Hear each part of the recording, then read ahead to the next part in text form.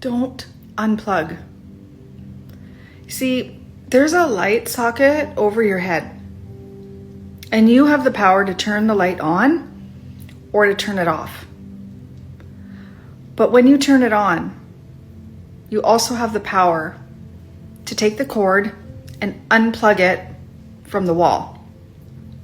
This is called avoiding your emotions, avoiding processing and releasing your emotions.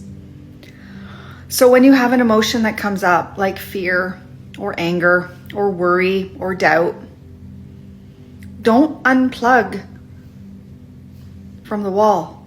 Allow yourself to feel, because you know what? It never lasts as long as you think. Your mind is going to try and tell you that this is going to be some long, drawn out process, but it doesn't have to be.